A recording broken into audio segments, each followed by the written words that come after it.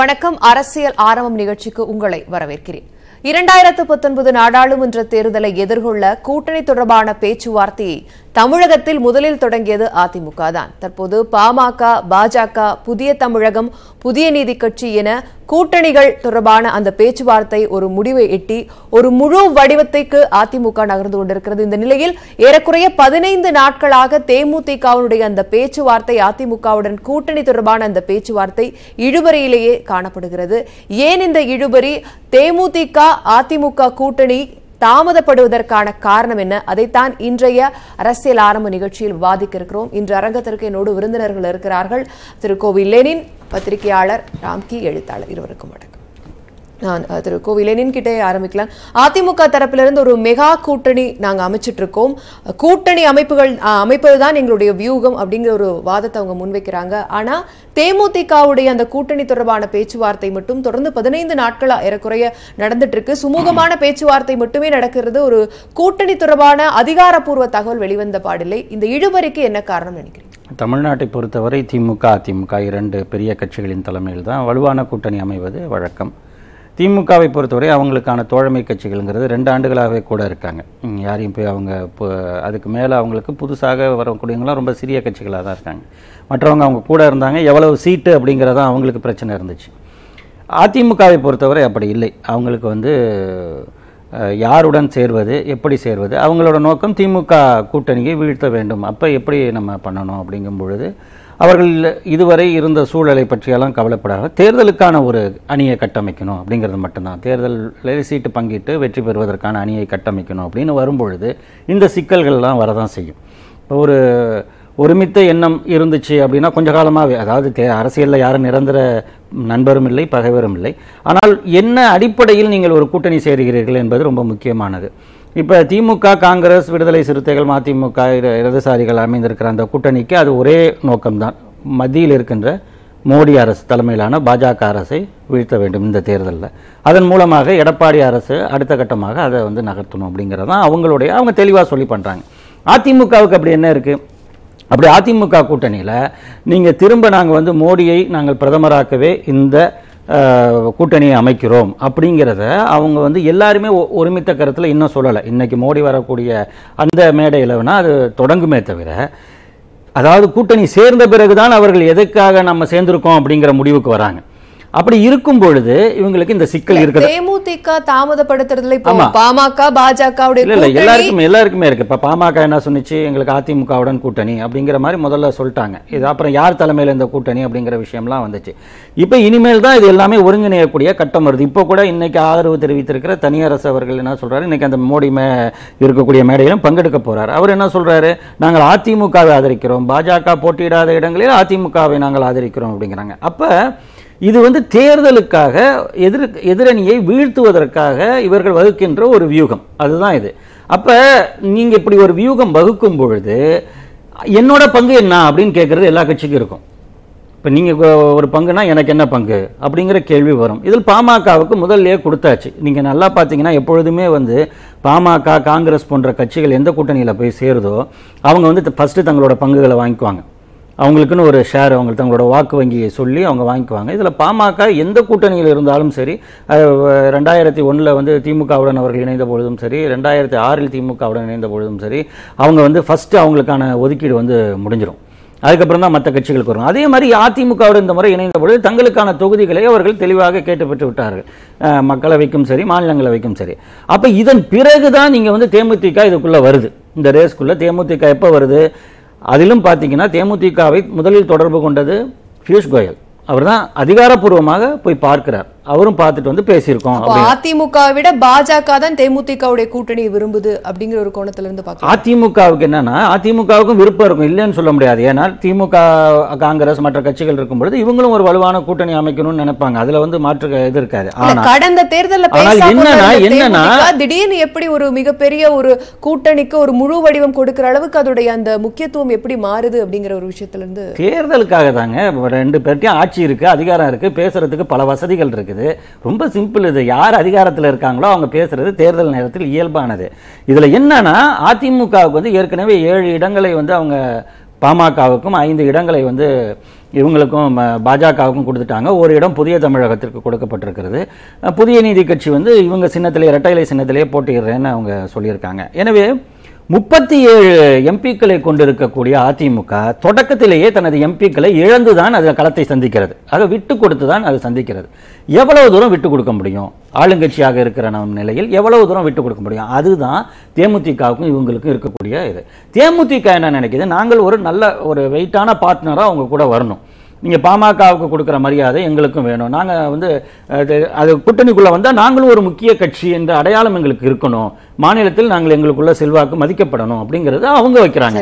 இதுலதான் நடந்துகிட்டு இருக்கு. தொடர்ந்து பேசலாம். தற்போது திரு தமீமுன் அன்சாரி நம்மோடு இணைப்பில் வந்திருக்கிறார். 2019 நாடாளுமன்ற தேர்தலை பொறுத்தவரைக்கும் உங்களுடைய ஆதரவு என்ன, உங்களுடைய நிலைப்பாடு என்ன? தனியரசு தன்னுடைய நிலைப்பாடை தெரிவித்து விட்டார். மூவர் கூட்டணி தற்போது எது போன்ற ஒரு நிலைப்பாடை எதிர்கொண்டிருக்கிறது? உங்களுடைய கருத்துக்களை பதிவு செய்யலாம். அதாவது மனிதநேய ஜனநாயக கட்சியுடைய தலைமை நிர்வாக குழு கூட்டம் கடந்த பிப்ரவரி 28ஆம் தேதி சென்னையிலே நடைபெற்றது. அதிலே எடுத்த தீர்மானத்தை அன்று இரவு நடைபெற்ற பொதுக்கூட்டத்தில் நாங்கள் மக்கள் முன்னாலே சமர்ப்பித்தோம். அதில இந்த நாடாளுமன்ற தேர்தல் என்பது ராகுல் காந்தியா மோடியா என்றும் காங்கிரஸா பாஜக என்றும் மாறி இருக்கக்கூடிய நிலையில இந்த நாட்டுடைய பன்மை கலாச்சாரம், ஜனநாயகம், சமூக நீதி ஆகியவற்றை பாதுகாக்கும் நோக்கோடு அகில இந்திய தேர்தலில் காங்கிரஸ் தலைமையிலான இடம்பெற்றிருக்கக்கூடிய சமூக நீதி கட்சிகள், மதச்சார்பற்ற கட்சிகள் கொண்ட அணியை நிபந்தனையின்றி ஆதரிப்பது என்று நாங்கள் முடிவு செய்து அறிவித்திருக்கின்றோம். அப்படி அறிவித்த ஒரு சூழலில காங்கிரஸ் கட்சியில் அங்கம் பெற்றிருக்கக்கூடிய அனைத்து கட்சிகளையும் ஆதரிப்பது என்பது உள்ளடக்கமாகிறது. அந்த அடிப்படையில் தமிழகத்திலும் காங்கிரஸ் அங்கம் பெற்றிருக்கக்கூடிய திராவிட முன்னேற்ற கழகம், திமுக, கம்யூனிஸ்ட் கட்சிகள், விசிக உள்ளிட்ட இந்த அணியை ஆதரித்து வாக்களிக்க வேண்டும் என்று நாங்கள் கூறியிருக்கின்றோம். திரு தமீமுன் அன்சாரி, நாடாளுமன்ற தேர்தலோடு இந்த கூட்டணி இருக்க போகிறதா? உங்களுடைய ஆதரவு இருக்க போகிறதா, அல்லது வரக்கூடிய அந்த இடைத்தேர்தலுக்கும் இந்த ஆதரவு நீடிக்க போகிறதா? நாடாளுமன்ற தேர்தலுக்கு மட்டும்தான் நிலைப்பாட்டை நாங்கள் எடுத்திருக்கின்றோம். இடைத்தேர்தல் நடக்கிறதா இல்லையா என்று தெரியவில்லை. அப்படி அறிவிப்பு வந்தால் அது குறித்து எங்களுடைய தலைமை நிர்வாக குழு பரிசீலிக்கும். இப்போது தனியரசு அதிமுகவுடன் கூட்டணி, பாஜக தவிர்த்து அதிமுகவுடன் கூட்டணி என்ற ஒரு நிலை எடுத்திருக்கிறது போல திமுக தவிர்த்து காங்கிரசுடன் ஒரு கூட்டணியில் இருக்கிறதோ மனிதநேய மக்கள் கட்சி? நான் தெளிவாக அறிவித்து விட்டேன். என்னவென்று சொன்னால், இது அகில இந்திய தேர்தலாக இருக்கின்ற காரணத்தினாலே விவாதம் என்பதை பாஜக ஆட்சியை பிடிக்கப் போகிறதா, காங்கிரஸ் ஆட்சியை பிடிக்கப் போகிறா என்பதுதான் இருக்கிறது. அந்த அடிப்படையில் காங்கிரஸ் கட்சி தலைமையிலான அகில இந்திய கூட்டணியை ஆதரிக்கிறோம். தமிழ்நாட்டை பொறுத்தவரை அந்த காங்கிரஸ் கட்சி என்பது திராவிட முன்னேற்ற கழகம், அதிமுக, கம்யூனிஸ்டுகளோடு இருக்கிறது. எனவே அந்த அணியை நாங்கள் ஆதரிக்கின்றோம். எங்களுடைய வாசகங்கள் அனைத்தும் அகில இந்திய அளவிலான இந்த தேர்தலை மையப்படுத்தி இருக்கின்ற காரணத்தினால அதில் காங்கிரசுக்கு அதிக முன்னுரிமை கொடுத்திருக்கின்றோம். அமைச்சர் அளவில் காங்கிரஸ் கட்சியோடு இருக்கக்கூடிய திராவிட முன்னேற்ற கழகம், மறுமலர்ச்சி திமுக, கம்யூனிஸ்ட் கொண்ட அணிக்கு வாக்களிக்க வேண்டும் என்று கேட்டிருக்கின்றோம். இதில் குழப்பம் இல்லை. நாடாளுமன்ற தேர்தலை கருத்தில் கொண்டு இப்போ காங்கிரஸை ஆதரிப்பதுதான் மனிதநேய ஜனநாயக கட்சியுடைய நிலைப்பாடு. இணைப்பில் வந்து உங்களுடைய கருத்துக்களை பகிர்ந்து கொண்டமைக்கு நன்றி. நான் திரு ராம்கி கிட்ட, அதாவது மூவர் கூட்டணியும் தற்போது கருணாஸ், இப்போ இந்த தேர்தல் களம் ஒரு மும்முனை போட்டியா திரும்புதோ அப்படிங்கிற ஒரு பார்வையும் இருக்கிறது. கருணாஸ் தினகரன் தரப்பிற்கு ஆதரவு தெரிவித்திருக்கிறார். தனியரசு அதிமுக தரப்பு, இப்போது காங்கிரஸ் தரப்பிற்கு தமீமுன் அன்சாரி. இந்த சூழ்நிலையில் இன்னும் முழு வடிவம் பெறாத அதிமுகவுடைய கூட்டணி இன்று நடைபெறக்கூடிய அந்த பாஜக அதிமுக பொதுக்கூட்டத்தில் அது ஒரு அதிகாரப்பூர்வ அறிவிப்பு வெளியாகலாம் என்ற ஒரு சூழ்நிலை நிலவுகிறது. இதை எப்படி பார்க்கிறீங்க? இதுல ஒன்றும் ஆச்சரியப்படுறதுக்கு இல்லை. ஏன்னா அதிமுக கூட்டணி இந்த அளவுக்கு வந்து டெவலப்மெண்ட்ஸ் காமிக்கிறதே, ஒரு முன்னேற்றம் வர்றதே வந்து ஒரு பெரிய விஷயம். ஏன்னா அவங்க உள்ளுக்குள்ள இருக்கிற கட்சிகள் ஒன்று முரண்பட்டு செயல்பட்டு அந்த கடந்த 2 வருடங்கள்ல வந்து இவங்களுக்குள்ள இப்படி ஒரு கூட்டணி அமையுமா அப்படிங்கிற விஷயம் வந்து ஒரு கேள்விக்குறியாக இருந்தது. ஏன்னா அமர்த்த பிறகும் கூட நிறைய விமர்சனங்களை சந்திக்கிறது கூட தேமுதிகவுடைய இந்த தாமதத்துக்கு ஒரு காரணமா எடுத்துக்கலாமா? ஆனா நம்ம வந்து அதுக்கு முன்னாடி நடந்த விஷயங்களை பார்க்கும்போது பாஜகவோட எந்த கட்சியும் கூட்டணி சேராது அப்படிங்கிற விஷயத்த பல கட்சிகள் சொன்னாங்க. நீங்க சொல்ற இந்த மூவர் கூட தொடர்ந்து வலியுறுத்தி இருந்தாங்க. அப்படிப்பட்ட நிலையில வந்து இன்னைக்கு ஒரு வலுவான கூட்டணியை அதிமுக தரப்பு, மூவரும் அதிமுக ஆதரிக்கல, மூவரும் ஒவ்வொரு தரப்பு அவங்களுடைய இருந்தாலும் அவங்களுடைய எதிர்பார்ப்பு எப்படி இருந்ததுன்னா பாஜக தனித்து விடப்படும் அப்படிங்கிற நிலைமையில இருந்துச்சு. ஆனா இன்னைக்கு ஒரு கூட்டணியை வந்து அதிமுக பாஜக பிஎம்க சேர்ந்து ஒரு கூட்டணியை கட்டமைச்சிருக்காங்க. சோ இந்த சூழ்நிலையில வந்து இந்த விஷயம் இதுவரைக்கும் வந்ததே ஒரு பெரிய முன்னேற்றங்கள் தான். அதனால இழுபறியெல்லாம் வரதான் செய்யும், பிரச்சனைகள் வரதான் செய்யும். ஏன்னா நீங்க அதர் கேம்ப்ல பாருங்க, திமுக கூட்டணியில கடந்த 3 வருடங்களாக தோளோடு தோல் நின்ற கட்சிகள் அவங்களுக்குள்ளேயே வந்து அந்த ஒரு செட்டில்மெண்ட் வரதுக்கு இவ்வளவு காலம் ஆச்சு. அதுல வந்து கூட நிறைய எப்போதுமே வந்து திமுக சொல்லுவாங்க கிள்ளி கொடுப்பாங்க சொல்லுவாங்க, நிறைய அள்ளி கொடுத்துருக்காங்க. காங்கிரஸுக்காகட்டும் கம்யூனிஸ்டுக்காகட்டும் திமுக வந்து நிறைய சீட்டுகள் கொடுத்தும் ஒரு ரொம்ப லேட்டா தான் செட்டில்மெண்ட் நடந்திருக்காங்க. ஸோ அதோட நீங்க வந்து ஒப்பிட்டு பார்க்கும்போது இந்த கூட்டணி வந்து இந்த அளவுக்கு வந்தது பெரிய விஷயம்.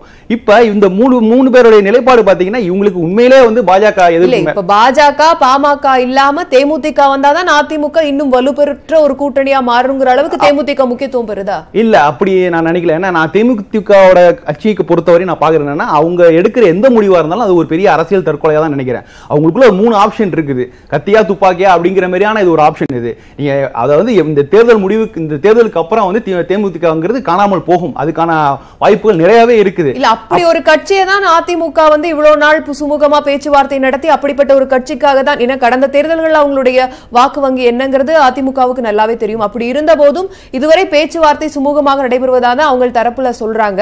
சோ இன்னைக்கு எப்படியும் அவர்களுடைய அந்த கூட்டணி இறுதி வடிவம் பெறும்ங்கிற ஒரு எதிர்பார்ப்பும் இருக்கு. ஆனா நீங்க சொல்ற ஒரு வாதத்தை எடுத்துக்கிட்டோம்னா அடுத்த தேர்தல்களில் தேமுதிகங்கிற ஒரு கட்சியே இருக்காது. இப்படிப்பட்ட ஒரு கட்சியை அதிமுக வைத்துக் கொள்ள விரும்புவோம். அதிமுக மட்டும் இல்ல, அந்த கட்சியில இருக்கிற அந்த கூட்டணியில் இருக்கிற மற்ற கட்சிகளும் வந்து கட்சிகள்னா பாஜக பாமக கூட நினைக்கலாம். தேமுதிகங்கிறது பாஜகவுடைய விருப்பம். அப்படிதான் ஆரம்பிச்சு. ஏன்னா நீங்க அதிமுக இருந்து யாருமே முதல்ல பேசல. நம்ம சொன்ன மாதிரி பியூஷ் கோப் தான் முதல்ல போய் பேசினாரு. அதுக்கப்புறம் தொடர்ந்து பாஜக தரப்புல இருந்து அவங்க பேசியிருக்கதா தெரியுது. ஏன்னா இது வரைக்கும் 6 முறை ஏதோ சந்தித்ததெல்லாம் சொன்னாங்க. ஸ்டாலினுடைய சந்திப்பு ஒரு திருப்பு முறையா அமைஞ்சது, திமுக பக்கம் குழப்பத்தை கொண்டு வந்தது. ஏன்னா இப்ப நீங்க வந்து அப்ப அந்த சமயத்துல தான் ஸ்டாலின் வந்த பிறகுதான் விஜயகாந்த் என்பவர் திமுக பக்கமும் போவார் அப்படிங்கிற ஒரு நிலை வந்தது. காரணம் அதுதான். அது ஒரு குழப்பமான நிலை. அது ஸ்டாலின் வரலன்னா ஒருவேளை அது வந்து ஒருவேளை செட்டில்மெண்ட் ஆயிருக்குமோ அப்படின்னு தோணுது. ஆனா பொதுவாக இந்த விஷயத்துல வந்து தேமுதிக நல்லா தெளிவா இருக்குன்னு நினைக்கிறேன். என்னன்னா நமக்கு இந்த தேர்தலுக்கு அப்புறம் ஒரு வர்ற எதிர்காலங்கிறது ரொம்ப ஒரு மாதிரி கணிக்க முடியாத விஷயமா இருக்கு. அதனால இருக்கும் போதே நம்மளுடைய நிலையை தக்க வைத்துக்கிறதுக்காக அது மாதிரி சில மூவ்மெண்ட் பண்ணுது. ஸோ அந்த விஷயம் வந்து நல்லா தெளிவா தெரியுது. இப்ப இவங்களுடைய செல்வாக்கு எப்படி இருக்குன்னு நம்ம அனலைஸ் பண்ணி பார்க்கும்போது எல்லாருக்கும் தெரியும் 3% ஓட்டு தான் வாங்கினாங்க. ரெண்டாவது இது இவங்க சக கூட்டணி பார்ட்னர் அப்படின்னு யாரு பார்க்கும்போது காலாகாலமாக இதுவரைக்கும் தேமுதிக எதிர்த்து வந்த பாமகவோட சேர்ந்து கூட்டணி சேர வேண்டியிருக்குது. ஏற்கனவே முன்னாடி நாடாளுமன்றத்தில் கூட்டணி சேர்ந்து இருந்தாங்க. இருந்தாலும் அவங்களுக்கான அந்த கூட்டணி ஜெல் வந்து சரியா அமையல. அவங்களுக்குள்ள அந்த ஒரு சரியான ஒரு புரிந்துணர்வும் இல்லை. அது நல்லா வெளிப்படையாவே தெரிஞ்சது. தேர்தல் முடிவுகளில் பார்த்தீங்கன்னா நீங்க அந்த கள்ளக்குறிச்சியில சுதீஷ் போட்டிட்டு தோல்வி படும் போது உங்க போய் கேட்கும் போது எங்க கட்சிக்காரங்க நோட்டாவுக்கு கூட வாக்களித்திருக்கலாம் அப்படிங்கிற மாதிரிலாம் பாமக தரப்புல சொன்னாங்க. ஸோ அவங்களுக்குள்ள பேசிக் அண்டர்ஸ்டாண்டிங்கே அப்பவே ப்ராப்ளம் வந்தது. ஸோ ஏன்னா இவங்க 2 பேருமே ஒருத்தரை ஒருத்தர் எதிர்த்து வட தமிழ்நாட்டில் அரசியல் நடத்தி வந்தவர்கள். சோ இவங்களுக்குள்ள ஒரு பெரிய புரிந்துணர்வு வரணும்ங்கறத எதிர்பார்க்கிறது ரொம்ப கஷ்டமான விஷயம். அப்ப தமாகாங்கிறது பாஜகவுடைய இந்த கூட்டணியில் இடம்பெற வாய்ப்பு இருக்கிறதா? வாய்ப்பு இருக்குன்னு தான் நினைக்கிறேன். ஏன்னா தமாகா சொல்றீங்களா? தமாகா வந்து வரும் தான் நினைக்கிறேன். ஏன்னா அவங்க வந்து ஒரு சீட்டு வித்து ராஜ்யசபா அது பேசிட்டு இருக்காங்க. அது வர்றதுக்கு வாய்ப்புகள் இருக்கு. ஈவன் இந்த கூட்டணியில தேமுதிகவும் வரும் தான் நினைக்கிறேன். ஏன்னா தேமுதிக வேற ஆப்ஷன் இல்ல. சோ அந்த கட்ட அதனால வந்து தேமுதிக வரும் தான் நான் எதிர்பார்க்கிறேன். இந்த கூட்டணி கோவிலன் அதாவது தேமுதிக கிட்ட வேற ஆப்ஷனும் இல்ல. சோ இப்போ அதிமுக மட்டும் தான் ஒரே ஆப்ஷன். அப்படி இருக்கும்போது எதற்காக இவ்வளவு தாமதம்? இவர்களுடைய நிபந்தனைகளை ஏற்க யார் தயங்குறார்கள்? அதிமுக தயங்குறார்கள் அப்படிங்கிற ஒரு விஷயத்துல இருந்து தாமதம்ங்கிறது உங்களுக்கு எப்ப வந்து டெட்லைன் இருந்தாதான் நீங்க தாமதம்னு சொல்லலாம். இன்னும் தேர்தல் தேதி அறிவிக்கல, நாமினேஷன் எப்ப முடிய போகுதுன்னு இன்னும் இல்ல, அவகாசம் இருக்குது. நம்ம ஏன் தாமதம்னு சொல்லணும்? அரசியல்ல பேரங்கள் தான். அரசியல் கூட்டணி என்பதே தேமுதிக பயன்படுத்திக் கொள்கிறது. கண்டிப்பாக பயன்படுது. அதிமுகவும் தான் பயன்படுத்துது. அவங்க ஏன் ஃபர்ஸ்ட் பிஜேபி மட்டும் போனுச்சு, அதுக்கப்புறம் கடைசியா தானே ஓபிஎஸ் போறாரு. அங்க அவங்களும் விட்டு பிடிப்போம். அவருடைய வாதத்திலிருந்து தேமுதிகவினுடைய தேமுதிக இந்த கூட்டணியில் இருக்க வேண்டும் என்று விரும்புவது பாஜக தான். அதிமுக அதை விரும்பவில்லை அப்படிங்கிறதுல தாமதப்படுத்துவதற்கான இல்ல அதிமுகவுக்கு விருப்பம் இல்லைன்னு இல்ல. அதிமுக என்னன்னா நிறைய சீட்டு நாங்க கொடுக்க முடியாது, குறைச்சலா கொடுத்து வாங்கிட்டு வாங்க, உங்க அளவுக்கு நாங்க ஒதுக்குறோம், அதை வாங்கிக்கங்க அப்படிங்கிறாங்க. அவங்க வந்து பிஎம்கே இருக்கும் பொழுது எங்களுக்கான ஒரு மரியாதை வேணும், எங்களுக்கும் ஓரளவு கௌரவமான சீட்டு வேணும், அது வந்து இதில் இருக்கணும், ராஜ்யசபாவில் இருக்கணும், மற்ற விஷயங்கள் இருக்கணும்னா நிறைய அவங்க அதுக்குள்ள இருக்கு. இப்ப நமக்கு தான் அவசரம். இப்ப நம்ம மாதிரி செய்தியாளர்களுக்கு இந்த மாதிரி விவாதங்களுக்கு இரண்டு பெரிய கட்சிகள் திமுக கூட்டணி 20 தொகுதிகள் கூட்டணி கட்சிகளுக்கு பிரிச்சு கொடுத்து அவங்களுடைய நிலை உறுதியாகிட்டது. அதிமுகவை பொறுத்த வரைக்கும் இந்த தேமுதிகவுடைய இந்த கூட்டணி மட்டும் இழுபறியில் இருக்கிறது. அதற்கான காரணங்கள் என்ன, அவர்கள் வைக்கக்கூடிய நிபந்தனைகள் என்ன அப்படிங்கிற, ஏன்னா கடந்த தேர்தல்களை ஒப்பிடும்போது தேமுதிக ஒரு பேசா பொருளா தான் பார்க்கப்பட்டுச்சு. திடீரென தேமுதிக இவ்வளவு கடந்த தேர்தலில் பேசா பொருளா பார்க்கப்படல. கடந்த தேர்தலில் அவர் முதலமைச்சர் வேட்பாளராகவே மக்கள் நல கூட்டணியில ரிசல்ட்டுக்கு பிறகு இப்போ இவ்வளவு முக்கியத்துவம் பெறுவதற்கான காரணம் என்ன? இந்த கூட்டணி எல்லாம் வலு பெற வேண்டும் என்ற பட்சத்தில் தேமுதிக இணைவது அல்லது அதிமுகவுடைய வாக்கு வங்கியில் யார் தப்பு கணக்கு போடுகிறார்? இல்ல அதுதான். இப்ப அதிமுக என்பது ஆளுங்கட்சி, பிஜேபி என்பதும் ஆளுங்கட்சி. நடைபெறுகின்ற தேர்தல் தமீமுன் அன்சாரி சொன்னது போல மோடி ஆட்சி நீடிக்க வேண்டுமா நீடிக்க கூடாதா என்பதற்கான ஒற்றை புள்ளியில் நடக்கின்ற தேர்தல் இது. எனவே அப்படின்னா ரெண்டு தான் ஆப்ஷன். நீங்க வந்து மோடி வேணுமா வேணாமா அப்படிங்கும் பொழுது மோடி வேண்டாம் என்று சொல்கின்றது திமுக, அது தலைமையிலான கூட்டணி, அதோட தமீமுன் அன்சாரி போன்றவர்கள் அதனை ஆதரிக்கின்றார்கள். மோடியை திரும்ப கொண்டு வரணும்னு நினைக்கிறவங்க இன்னொரு கூட்டணியை அமைக்கிறாங்க. அவ்வளவுதான். இப்ப அந்த பக்கம் கொண்டு வரும்பொழுது அதுக்கு ஒரு வலு சேர்த்தாகணும்ல. நீங்க ரெண்டு ஆளுங்கட்சி மீதும் கடுமையான அதிருப்தி நிச்சயமாக இருக்கும். எந்த ஒரு ஆளுங்கட்சி வந்து தேர்தலை சந்திச்சாலும் அதுக்கு வந்து போன முறை சந்தித்ததை விட இந்த முறை அவங்களுக்கு வந்து ஒரு சவால் இருக்கும். இப்ப ரெண்டு ஆளுங்கட்சி, அதில் வந்து மோடி அரசும் 5 ஆண்டு காலம் தமிழ்நாட்டுக்கு என்ன செய்ததுங்கிற கேள்வி இருக்கு.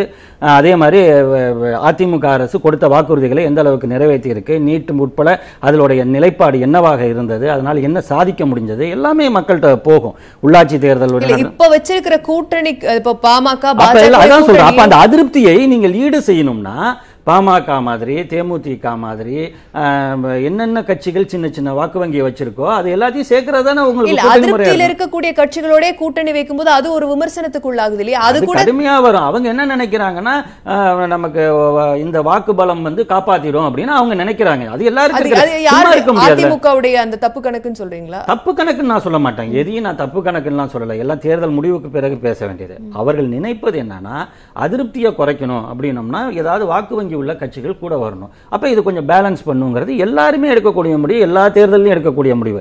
அதை தான் அதிமுக எடுக்குது. அது ரைட்டா தப்பாங்கிறத மக்கள் தீர்மானிப்பாங்க. சரி, இப்போ இந்த தேர்தலை பொறுத்த வரைக்கும் அதிமுக அமைச்சர்கள்ல பெருவாரியானவர்கள் வந்து இடைத்தேர்தலை கருத்தில் கொண்டுதான் நாங்கள் செயல்படுகிறோம், நாடாளுமன்ற தேர்தலை காட்டிலும் அப்படிங்கிற ஒரு கருத்து அங்கங்க சொல்றாங்க. சோ இடைத்தேர்தலிலும் இதே கூட்டணி தான் அமைவதற்கான வாய்ப்பு அது எல்லாருமே சொல்லிட்டாங்க. அதிமுக வந்து அதுல ரொம்ப தெளிவா இருக்கு. அதான் சொல்றேன், அவங்க 37 எம்பிக்களை வந்து அவங்க கடந்த முறை பெற்றவர்கள், அதை இழக்க அவர்கள் தயாராகி விட்டார்கள் என்பதுதான் அவங்க வந்து கூட்டணிக்கு வந்து இடங்களை கொடுப்பதிலிருந்தே தெரியுது. எங்களுக்கு எம்பி முக்கியம் இல்லை, ஆனா 21 சட்டமன்ற இடைத்தேர்தலில் வெற்றி பெற்றாதான் இந்த ஆட்சியை வந்து தக்க வைக்க முடியும். வெற்றி பெறுவதற்கு பாஜகவுடைய கூட்டணி நாடாளுமன்ற தேர்தலில் அவசியம் அப்படிங்கறது. ஆமா, கண்டிப்பா அவங்களுக்கு வெற்றி பெற்றாலும் பெறலைனாலும் பாஜகவோட கூட்டணியில அவங்க ரொம்ப காலமா இருக்காங்க. அது வேற கூட்டணி, அது வந்து தொடர்ச்சியாக இருக்கு. இந்த ஆட்சியை தக்க வைப்பதற்கான கூட்டணி பாஜகவுக்கும் அதிமுகவுக்கும் இருப்பது. இடைத்தேர்தலில் மக்களின் தீர்ப்பு அடிப்படையில் ஒருவேளை இடைத்தேர்தல் நடந்தால், அப்படி நடக்கும் பொழுது அதிமுகவுக்கு நாடாளுமன்ற தேர்தலை விட இடைத்தேர்தல் ரொம்ப ரொம்ப முக்கியமானது. ஏனென்றால் இன்னும் 2 ஆண்டு காலம் இந்த ஆட்சிக்கான அவகாசம் இருக்கிறது, அது இயல்பாக அது நிறைவடைவதற்கு. எனவே அந்த சூழல்ல அவங்க என்ன பண்ணுவாங்கன்னா, இந்த 21 தொகுதியை பார்க்கணும்னா அதுல வட மாவட்டங்கள்ல நிறைய தொகுதிகள் இருக்கு. அப்ப அதுக்கு வந்து பாமகவுடைய வாக்கு வங்கியும் பலன்படும். அதே மாதிரி தென் மாவட்டங்கள்ல இருக்கிற இடத்துல தேமுதிக கொஞ்சம் அதை ஒரு ஒர்க் அவுட் பண்ணலாம் அப்படின்னு அவங்க எதிர்பார்க்கலாம். அந்த கணக்கு தான் அவங்களுக்கு வந்து எம்பிக்கள் போனாலும் பரவாயில்ல, நம்ம 21 வந்து நம்ம கான்சன்ட்ரேட் பண்ணோம். அதுல தான் நீங்க கரெக்டா பாத்தீங்கன்னா எல்லா கட்சிகளுமே எம்பி சீட்டுக்கு ஒப்பந்தம் போட்ட அத்தனை கட்சிகளுமே 21 சட்டமன்ற இடைத்தேர்தலில் நாங்கள் அதிமுகவை ஆதரிக்கிறோம் அப்படிங்கிற தெளிவா சொல்லியிருக்காங்க. அங்க வந்து யாருமே அந்த சீட்டை கேட்கல, அதிமுகவும் கொடுக்க தயாரா இல்ல. அதனுடைய நோக்கம் இது நாடாளுமன்ற தேர்தலை பற்றி அதுக்கு கவலை இல்லை. அது எப்படியோ கேட்கலாம். அதாவது அதிமுக வந்து நாடாளுமன்ற தேர்தலை கருத்தில் கொள்ளவில்லை, அவருடைய நோக்கம் வந்து இடைத்தேர்தல் தான், அதற்காகத்தான் இந்த கூட்டணி. அது தெரியும் சார் சொன்ன மாதிரி. இந்த இப்பவே வந்து அந்த இடைத்தேர்தலுக்கான திட்டமிடல் வந்து அதிமுக முன்னணியில் இருக்குன்னு நல்லா தெரியுது. ஏன்னா அது பாத்தீங்கன்னா அந்த 21 தொகுதியில 8 தொகுதியில வந்து பாமக செல்வாக்குள்ள தொகுதிகள் வட தமிழ்நாடு. ஸோ அதை பாமக உள்ள கூட்டணியில் சேர்க்கறது மூலமா வந்து ஒரு 8 தொகுதியில் அவங்களுடைய வின்னிங் ஆப்ஷன் வந்து அதிமுக பக்கம் இருக்கதா தெரியுது. ஸோ இது வந்து இந்த நாடாளுமன்ற தேர்தல் தானே அப்படின்னு கொஞ்சம் கவனக்குறைவாக இல்லாமல் இப்போவே அதுக்கான திட்டமிடல் இருக்குது. ஒருவேளை சேர்ந்து வந்ததுன்னா அதை மேனேஜ் பண்ணலாமே அப்படின்ட்டு. ஸோ இந்த கால்குலேஷனில் வந்து இந்த கூட்டணி சைடில் அதிமுக கூட்டணி சைடில் கொஞ்சம் ஸ்ட்ராங்காக இருக்கிறதா தான் தோணுது. இன்கேஸ் இப்போ விஜயகாந்த் உள்ள வரும்போது இந்த கணக்குகள் கொஞ்சம் மாறி போகலாம். ஏன்னா வட தமிழ்நாட்டில் வந்து பார்த்தீங்கன்னா பாமக வெர்சஸ் தேமுதிக தான், அப்படிதான ஒரு சூழ்நிலை தான் இருக்குது. ஏன்னா அது வந்து விடுதலை சிறுத்தைகளால் ஒரு லீடு எடுக்க முடியாத சிச்சுவேஷன். ஸோ அப்போ இருக்கும்போது இந்த கணக்குகள் மாறும். அப்போ அதுவே வந்து அதிமுகவுக்கு கொஞ்சம் டேமேஜை கொடுக்க வரலாம். ஸோ அந்த நேரத்தில் வந்து இப்போ ஒருவேளை விஜயகாந்தை உள்ள கொண்டு வரதுனால கூட்டணிக்குள்ள ஒரு சில சலசலப்புகள் ஏற்படுறதுக்கு வாய்ப்புகள் இருக்கு, கண்டிப்பா இருக்கு அதிமுக பொறுத்த வரைக்கும். ஆனா தேமுதிக பொறுத்த வரைக்கும் அவங்களுக்கு வேற ஆப்ஷன் கிடையாது. தனித்து நிற்கனா கூட அவங்களால வந்து பெரிய வின்னிங் பண்ண முடியாது. அதே சமயத்தில் அவங்களுக்கு வந்து எப்படியும் இந்த ஒரு பின்னடைவு தான். இந்த தேர்தல் முடிவுக்கு அப்புறம் எந்த கூட்டணியில போய் அவங்க நின்னாலும் அவங்களுக்கு ஒரு பின்னடைவு தான். ஏன்னா அவங்களுக்கான அந்த ஓட் பேங்க்ங்கிறது ஒரு கன்சிஸ்டண்டா இல்ல, அவங்களுக்கான ஆதரவு தளவுங்கிறது கன்சிஸ்டண்டா இல்ல. அது எஸ்பெஷலி அவங்க முழுக்க தமிழகம் முழுக்க தெரிந்த ஒரு கட்சியாக இருந்தாலும் அவங்களுடைய பேஸ் பார்த்தீங்கன்னா வட தமிழ்நாடு தான். அந்த வட தமிழ்நாட்டில் வந்து மற்ற 2 கேம்ப்லையும் வந்து பாமகவும் விடுதலை சிறுத்தைகளும் இப்படி இருக்கிறதுனால தேமுதிகவுக்கான ஒரு ஸ்பேஸ் வெற்றிடம்ங்கிறது அங்கே காலியாக இருக்குது. அதுக்கான வெற்றிடம் இல்லை அவங்களுக்கு. ஸோ அப்போ அதனால இது வந்து கேப்டனோட கட்சிக்கு ஒரு பெரிய பின்னடைவாக தான் நான் நினைக்கிறேன். சரி, அது தேர்தல் முடிவுகள் என்ன மாதிரியான ஒரு தேர்தல் முடிவுகள் வர இருக்கிறது என்பதை நாம் தொடர்ந்து பார்க்கலாம். அரங்கத்திற்கு வந்து உங்களுடைய கருத்துக்களை பகிர்ந்து கொண்டு உங்கள் இருவருக்கும் நன்றி. மீண்டும் ஒரு அரசியல் ஆரம்பம் நிகழ்ச்சியில் சந்திக்கலாம். இது அரசியல் ஆரம்பம்.